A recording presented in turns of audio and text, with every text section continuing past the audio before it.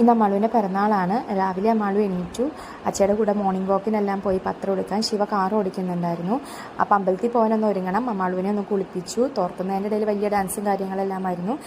ഇതാണ് അമ്മാളുവിൻ്റെ പുതിയ birthday costume. ഇതിൻ്റെ ബ്ലൗസ് കുറച്ച് ലൂസായിരുന്നു. പിന്നെ ഞങ്ങൾ അഡ്ജസ്റ്റ് ചെയ്ത് പിന്നെല്ലാം കുട്ടി അങ്ങ് ഇട്ടു.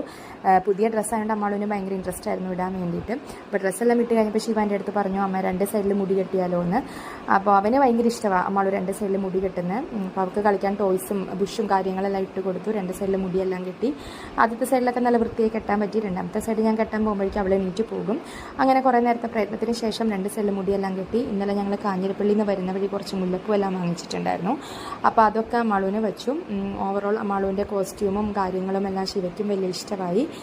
അപ്പോൾ ശിവയ്ക്കും ഒരു മാച്ചിങ് ഷർട്ട് ഉണ്ടായിരുന്നു ഗ്രീൻ കളർ. അത് നമ്മൾ അവനെ ഇടിച്ചു. അങ്ങനെ ഞങ്ങൾ അമ്പലത്തിലേക്ക് പോകാൻ പുറത്തേക്ക് ഇറങ്ങി.